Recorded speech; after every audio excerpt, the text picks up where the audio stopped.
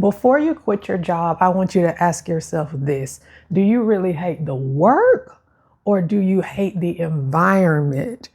If the work you're doing now feels soul sucking, I want you to pause for a moment and really think to yourself, is it the work or is it the environment? And I want you to think about that before you go burn everything down. And that's what I want to talk about in today's video because I recently had a revelation about this very thing and I want to talk about it today. So, if you haven't been watching my other videos in this 100-day series, I quit my corporate leadership job in healthcare, 6 figures, bonuses, all of the things, several years ago, took nearly a 1 year sabbatical, and I'm back in corporate America, getting ready this year to step into full-time creative entrepreneurship. But I was recently having a conversation with a friend, and it was something that I was pondering on anyways, but just having this conversation with her just kind of really woke up this thought for me. And I also talk about environment in my book, Release and Renew, but more along the lines of I'll get more into that later. So, what I want to talk about is when we are in spaces doing work that feels draining, exhausting, soul sucking, like get me out of here and get me out of here quickly. We oftentimes get in a space of spiraling because we're just in work that we don't desire. It doesn't light us up. And I'm talking about even when you went to college, got your degree in a certain area, me, and you've done like all the things that you thought you should have done right. But now you find yourself in this space of work that feels extremely draining. And you think to yourself, like, I hate this. Like, I hate this work. Like, this doesn't light me up. This doesn't give me any kind of joy. It feels misaligned. It doesn't serve my purpose. It doesn't make any impact in the way I want to make impact. You know, all the things that we tell ourselves.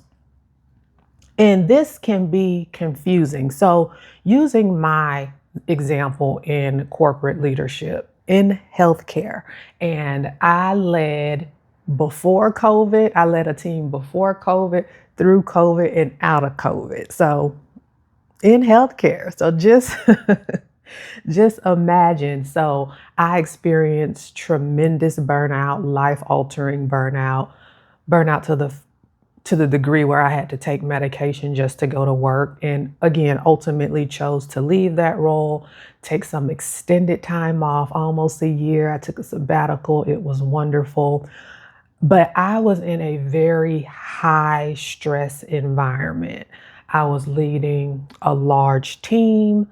I had to always be available. Like, even when I wasn't at work, I was at work because people would still need to get a hold of me on the phone if something or something went wrong. They would need to get a hold of me. I ran the entire operations, clinical operations, business operations of this facility. So it was a lot, to say the least. It was a lot.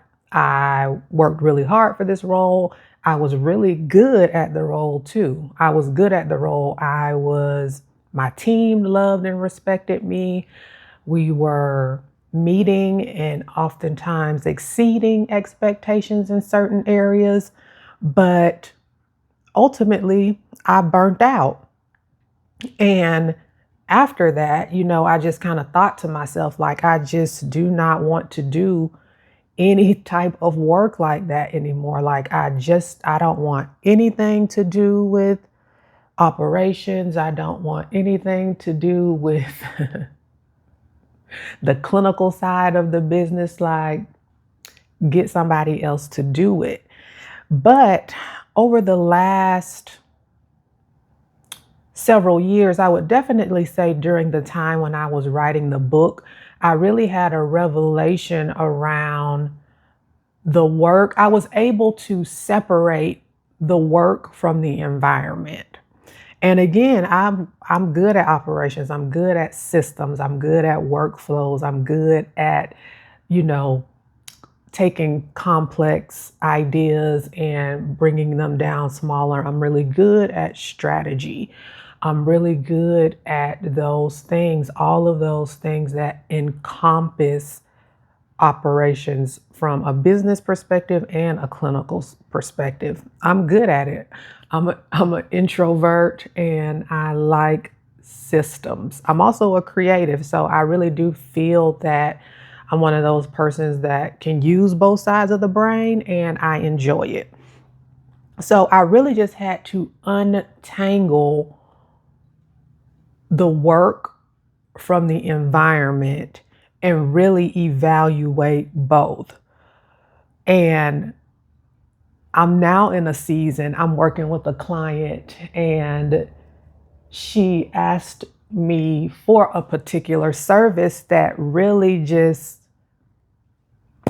opened my eyes to really realize for myself that it wasn't the work of operations, it was the high stress, intense healthcare clinical environment that ultimately burned me out. The always being on, the always having to be available, the environment was really what was the main catalyst to the burnout, not particularly the work, because now that I am in a season of tipping my toe back into operations in a different environment, it feels very aligned to my body, helping small women business owners with their workflows, systems, back end, strategic execution, all of those things.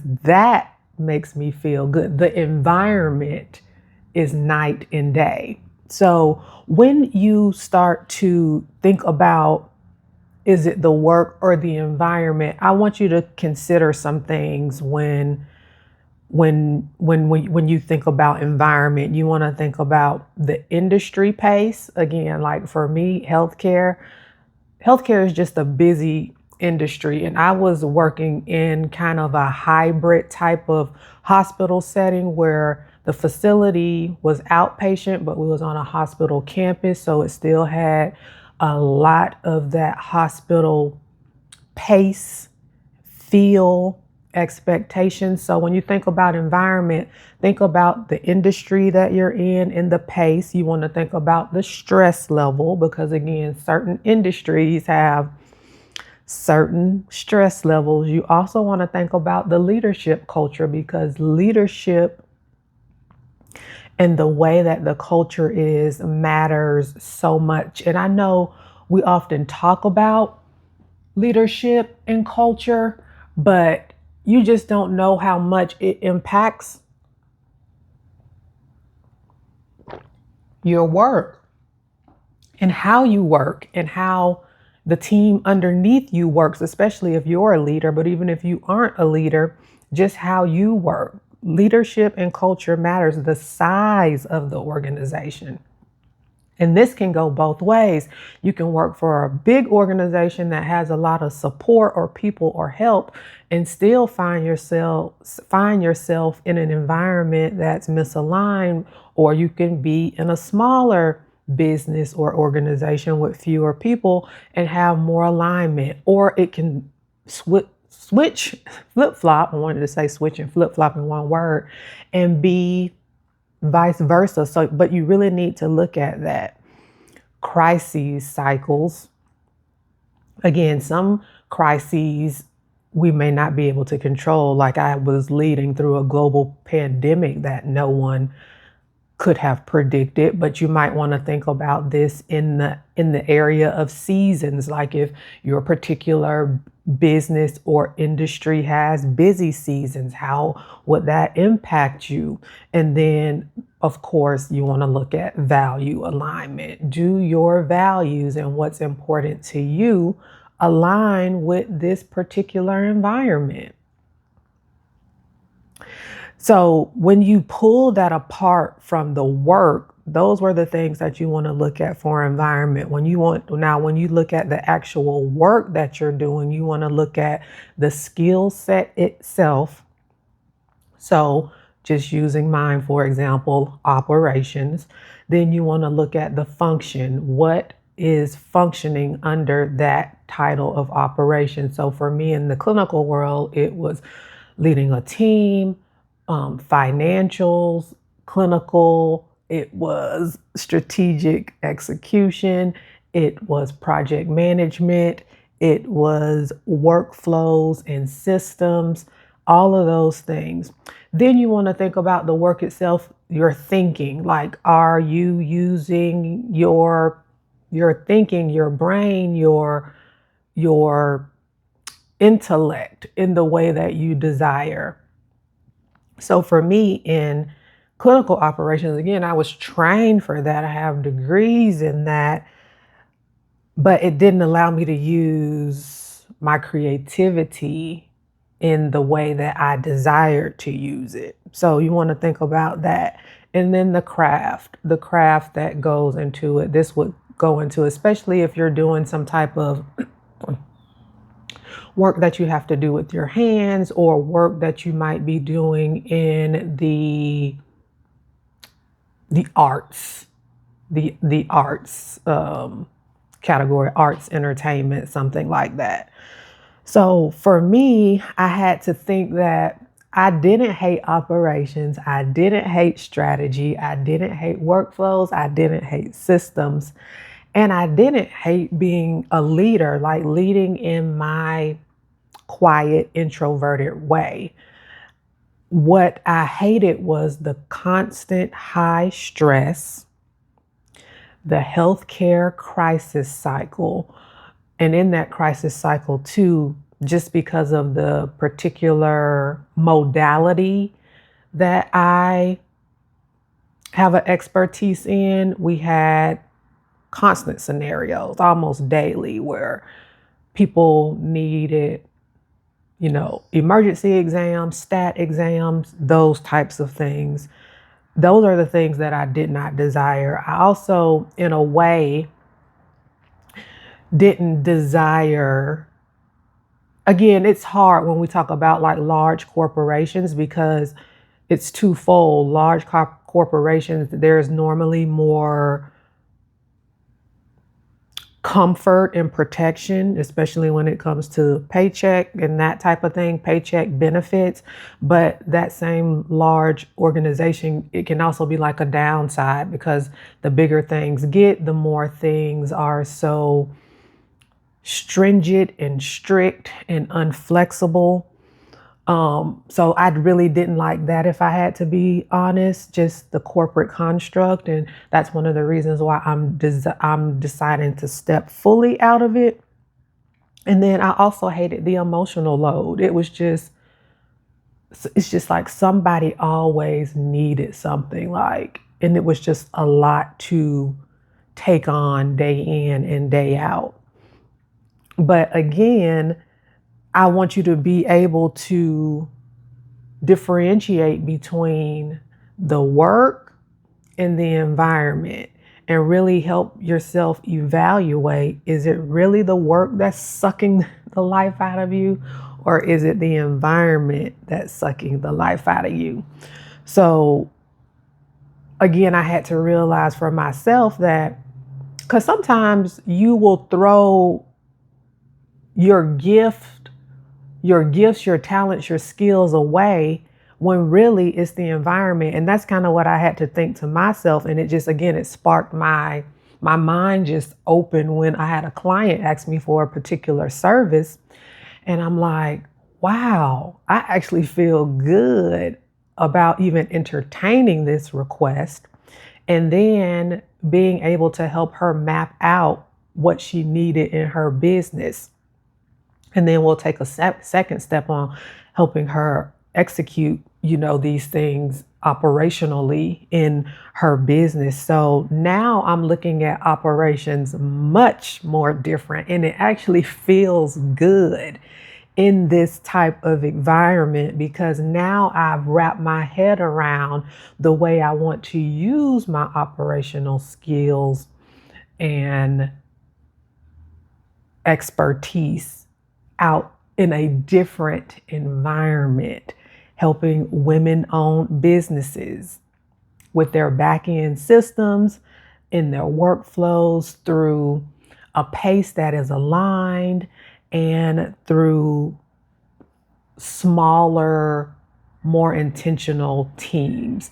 That's what I'm feeling like is going to be like my happy place, and I'm just really excited about it.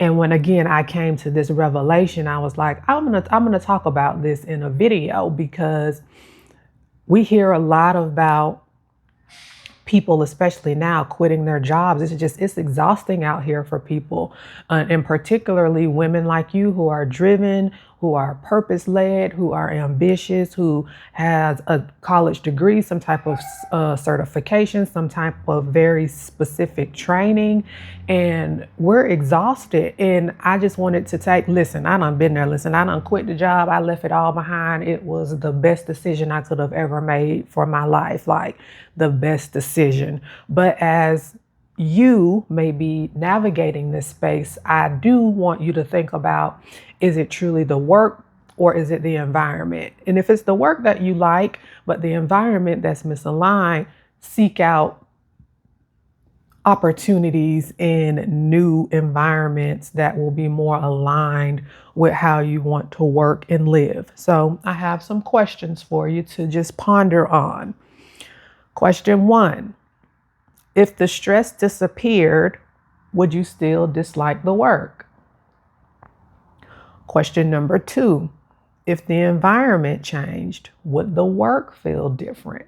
Again, I felt the difference in my body as soon as I got the request that would be in a different container or a different environment.